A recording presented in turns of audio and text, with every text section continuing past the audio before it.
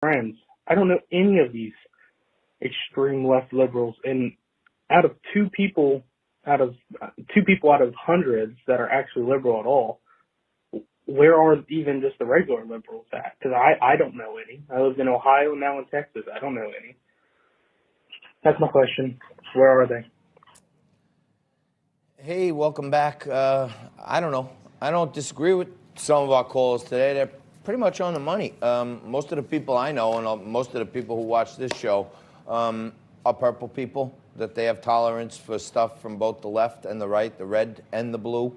And most of America, I think 47% of America identifies as independent, whether or not they're in some political party, they think they're independent. And, you know, speaking of celebrating George Washington and Abe Lincoln's birthdays, they were, you know, George Washington was quite the advocate for independence himself. And in his farewell address, he actually was right down here on Wall Street in New York City. And he talked about, he cautioned against for people not to get lured into the dangers of political parties.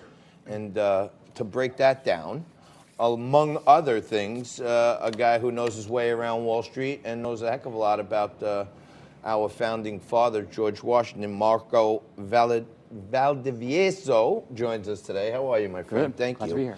And you're the author of the book Independent, Like Our Founding Fathers. And if you guys at home who are watching want to be a cool independent like me and Marco, all you got to do is get out of your party. So I'm not in a party myself personally. Good. Good to hear. So what's happening, Marco? George Washington has been highlighting some of the stuff. And, you know, he could have been a monarch, he could have been a king, he could have been anything he wanted. He was a war hero and a leader on the political side of the people. And he chose to always take the humble route on all that stuff. How do we get to here now? That's true. He was against parties since the beginning, and he only served 2 terms. They weren't called terms back then, but he could have run for his whole life if he wanted to. Those laws didn't come in until much later on. But just learning from his cabinet, he had a mix of his friends, and they were opposing sides, so he couldn't get anything done within his own administration. So some say that was part of him just saying, you know, I think this is good enough, I'm out of here. So you think he almost found some solace in having a bipartisanship because they'd just cancel each other out to some extent? Exactly. They weren't focusing on the tasks at hand, which is developing the country. They're more against central government or more state-run ideas. So they were completely bipolar, and he couldn't get anything done. Well, he was smart enough to not drag it out. Yeah. And I guess that's why these days we're celebrating his birthday today. Exactly. I mean, the party started after the Constitution was written.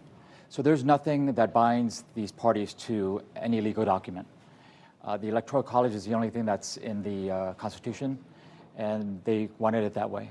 But somehow it just blew up. How many more presidents throughout time have shared similar thoughts as Washington about the dangers of political parties? Well, there's Zachary Taylor, John Tyler, and Andrew Johnson were also independent. A lot of people don't know that because they weren't belonging to one party. 2 of them were VPs from Lincoln's death and then Harrison's death as well, so they took over. So they weren't really with their party, so they did whatever they felt like was needed to help the country. And other presidents throughout time have accordingly said that, you know, the government is the problem, not the people. Well, this country has really wealthy people, really poor people, everything in between, and you can't belong to one ideal and make everyone happy. You have to go bipartisan, and that's part of what independents do. They go, they're either bipartisan or they just want the best person for the job at that moment in time. When I see some of these presidential candidates on the Democrat side, like Bernie Sanders in particular, many people probably who aren't wonks don't know he's not a Democrat, right? He's an independent. So he's not even a member of the Democratic Party. And I think it shows because he doesn't really embrace all the same things the establishment exactly, does. but neither is Bloomberg. He was a Democrat most of his life till he ran for mayor. He ran for mayor as a Republican, and then the third run he did as an independent on the Republican and independent side. It's called fusion politics when you belong to two parties, but they add them all up. And so Sanders is just like him. He's using the Democrats' side to be able to run, because you can't run as independent because most primaries are closed to independents. Well, here in New York, we have an arcane system. But on the national schedule, I want to pick your brain because you know so much about presidents and presidential history, the importance of remaining independent. You, at some point, worked on, rounding up some independent supporters for Mike Bloomberg. Yes. And it looks like these days he's having some serious problems with Al Sharpton. He's having some serious problems with minorities. A lot of stuff is coming out with him on how he's talked to and treated women in the past in his business life.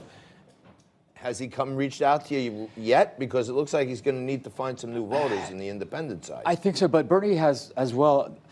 They both need to be more centralized, because independents like more central people. If you're too much Republican, too extreme liberal, you're going to scare these independents because they want someone that's solid.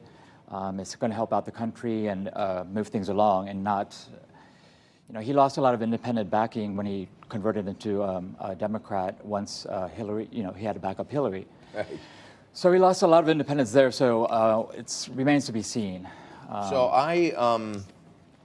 being I'm not a Republican or a Democrat, I get to kind of weigh in on both sides, And I have this theory going. I don't know if you saw this, but the people who created the app that counted the votes in Iowa was this company Shadow, and it was founded by a whole bunch of Hillary supporters, yes, exactly, right? So I think there's some validity to them causing a big muckety mess in Iowa, and not letting anybody dart out of there as a clear leader.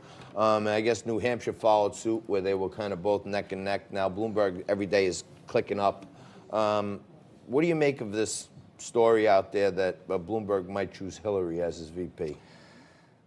Boy, I don't think that would be a good idea. It's just too much history on Clinton's side. If the Bernieites get nudged out again, if the Bernie bros get bumped out again, and the ticket is Bloomberg Hillary, I think that's a recipe for disaster for them, because all those Bernie folks will stay home and say, we got jobbed again. Yeah, I agree. I don't think it's a good idea if he does that. It's a little too extreme. I'm sure there's going to be tension if that does happen before, after, and during the presidency. But if we could go back to the Iowa caucuses, I think you mentioned primaries earlier. That's when you go in and you fill a little ballot, the thing, whatever. Yep. And that's like a normal thing. But caucuses are a little weird because each state makes up their own rules. Some of them are very informal. They go into groups and then try to talk each other out of the. I think it's just it's. You think we need to get one standardized? You think just do everything primary? You think the founding fathers would be all for independent, partyless elections held on Saturday afternoons so everyone can go out and vote? Yeah, they want the best person. Parties have nothing to do with it. They just wanted the best person to do the job. My co-host Frank talks all the time about this theory where they've done, I guess, in other countries where they just randomly elect the whole legislature for like 2 years or 4 years. How long, Frankie? It varies. Varies, but anyone can basically get elected. And I think with an 18% approval rating, America would probably be better off like that than what we have right now. Yeah. You think so? I agree. I mean,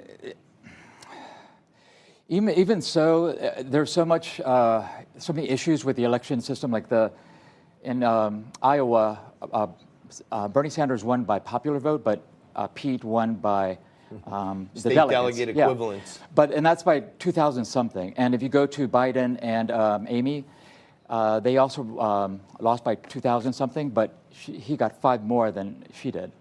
So you have 1 in the same amount of people. Something's got to give there, I would say. Well, thank you very much. I really appreciate you joining us. Sure. Marco Valdivieso is the author of Independent Like Our Founding Fathers.